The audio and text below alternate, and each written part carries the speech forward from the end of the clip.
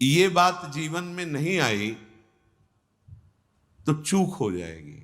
भगवान ने गीता जी में कहा है अद्वेष्टा सर्वभूता नाम। पूरी सृष्टि में देख लीजिए, किसी के प्रति आपकी दुश्मनी तो नहीं है। श्री जी की प्राप्ति के लिए तैयारी करो। जो कल चर्चा उसके आगे का है विषय अद्वेष्टा सर्वभूता नाम। किसी भी संसार के किसी भी व्यक्ति से तुम्हारी दुश्मनी तो नहीं है। अगर एक से भी होगी तो बिगड़ जाएगी पूरा सिद्धांत हमारा। बहुत सावधानी से सुनो। किसी भी प्राणी के साथ किसी भी प्रकार से यदि मन में तुम्हारे द्वेष बन चुका है, फौरन निकालो। उसका उपाय है, अनुभव का उपाय है। जहां वो सामने दिखाई दे मन से प्रणाम करो, सर भी झुकाओ। तुम्हें अपना काम बनाना है, वहां भगवान ही है, दूसरा नहीं है। और जब एकांत में उसका चिंतन हो तो तत्काल आंतरिक प्रणाम करो, प्रभु आप मुझे बचा लो, प्रभु आपसे द्वेष हो रहा है। नाथ, आपकी बाहरी ऐसी चेष्टाएं हैं कि मैं समझ नहीं पा रहा हूं और आपसे हमें द्वेष हो रहा है, दोष दर्शन हो रहा है, अंतर और बाहर दोनों से। अंतर में जब आवे तो तत्काल उसको प्रणाम करो, वृत्ति में आएगा वो और जलन पैदा होगी।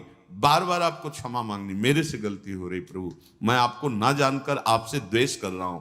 और बाहर जब सामने आवे तो पूज्यपाद सिउड़िया बाबा जी ने कहा जो तुमसे द्वेष करे ना बोले, अपनी तरफ से उससे राधे राधे बोलो।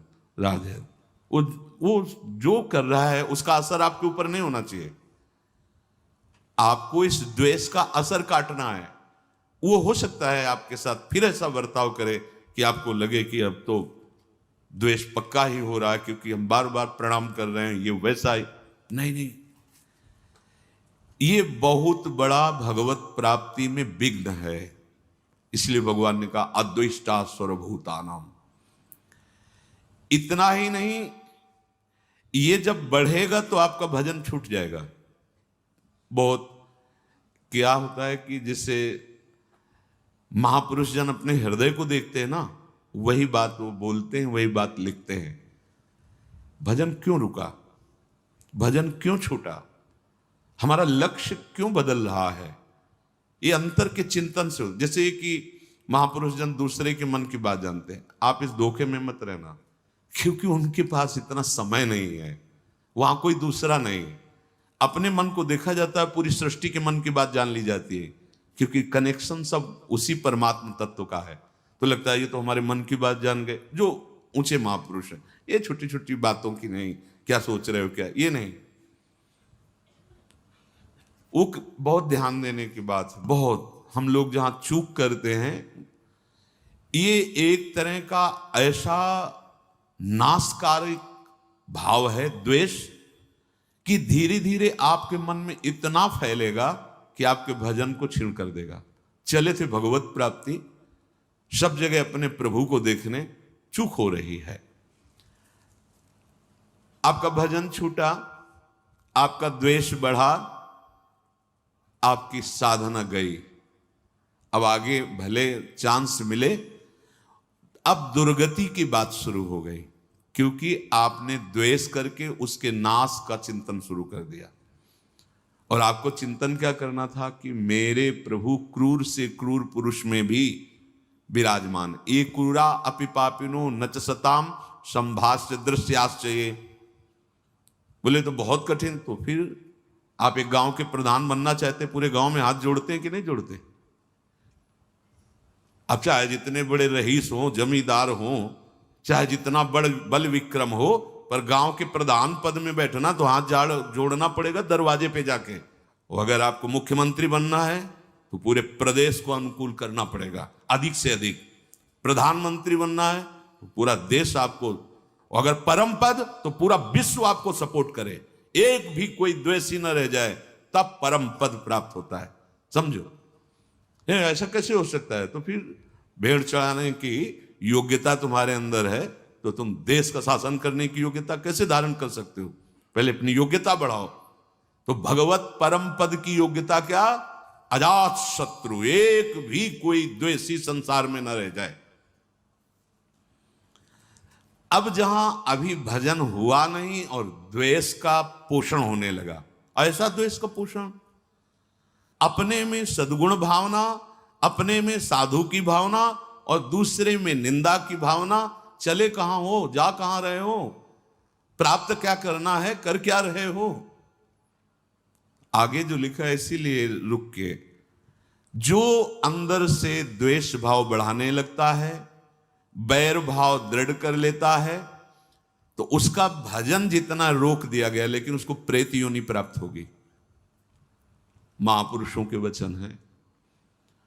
जो अंदर से दूसरों के प्रति द्वेष दोष भाव करके जलता रहता है, बुरा मनाता रहता है, भले किसी वेश में हो, तो क्या समझते हो प्रेत बनना कोई ऐसा थोड़ी कि बहुत ही निंदनीय कर्म करने वाला प्रेत बनता है। ब्रज के भक्तों में ठाकुर जी का अमन्य ठाकुर जी को अर्पित नहीं किया और उसका प्रयोग तो प्रेत योनि को।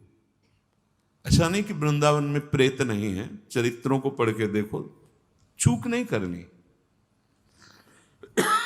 हाँ ये जरूर है कि एक जन्म केवल, और तो काहे को भुगतोगे, काहे को परेशान होगे। देखो ना, यहाँ टांग टूट गई है, कीड़े पड़े हैं, वो सड़ रहा है, यहां भी तो देख रहे हो ना। अब यही का जीव है, अपराध कर लिया है, अब उसको पवित्र किया कर रही रजरानी, शरीर छूटेगा, श्री जी को प्राप्त हो जाए एक जन्म। तो काहे को इतना लंबा वियोग प्यारी जू से सहो, सुधार करना है तो सुधार करो ना। यदि तुम्हारे हृदय में भजन रुक गया, द्वेष बढ़ गया, और ये पक्का हो जाएगा, निंदा होने लगती है। पाप कर्म करने से भजन करने में विक्षेप पड़ने लगता है, लेकिन अपराध हो जाने पर भजन रुक जाता है। ये अपराध के अंतर्गत आता है द्वेष। ये बहुत सूक्ष्म विषय है और ये बहुत आयत रहता है हृदय में। वो बिल्कुल आपसे कुछ न कहे, लेकिन आपसे आगे बढ़ा जा रहा है, ये बर्दाश्त नहीं होगा और निंदा शुरू हो जाएगी। अरे आए काहे के लिए हो, क्या करने आए हो, क्या कर रहे हो, अपने से प्रश्न करो, क्या जानने आए हो, क्या पाने आए हो, उन्नति किसे कहते हैं, अवनति किसे कहते हैं, ये परिचय आप अपने अंदर देखो, बाहर थोड़ी देखना है। मेरी बात मान लेना, मैंने द्वेष करने वालों को, सिद्ध महापुरुष के वचन हैं, भीषण प्रेत बनते देखा है। एक आपको इसमें संशय न हो इसलिए कह रहा हूं, एक बड़े धनी, उनके भाई आए और उन्होंने कहा कि हमें अगर कुछ लाख रुपए मिल जाएं तो अमुक अमुक व्यापार कर लेंगे, फिर धीरे धीरे वापस कर देंगे। उनको लगा कि ठीक है भाई, चलो ऐसा कर लेते हैं।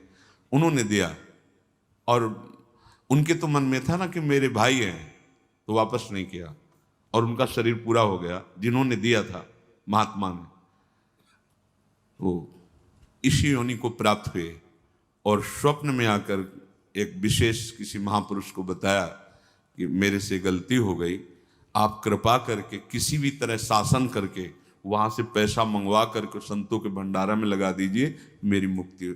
जरा सा भी शास्त्र विरुद्ध बर्ताव ऐसा नहीं कि आप मनमानी आचरण करते रहें और आप भगवत प्राप्त हो जाएं, या आप बड़े पद पे हैं तो मनमानी आचरण कर सकते नहीं। आप सावधान होकर सुने, जो दूसरों से द्वेष करता है, वैर की वृद्धि करता है, ईर्ष्या करता है, मात्सर्य करता है, उसको प्रेत योनि प्राप्त होती है। और प्रेत योनि प्राप्त होने के पहले उसको नरक में यंत्रणा मिलती है। यह हम इसलिए नहीं कह रहे कि आप भयभीत हो जाओ भगवत मार्ग से, इसलिए कह रहे हैं कि फिसलो नहीं, सावधान हो जाओ। हमें यह निश्चय करना है कि जब हम भगवत प्राप्ति के मार्ग में चलें तो किसी से द्वेष नहीं करना।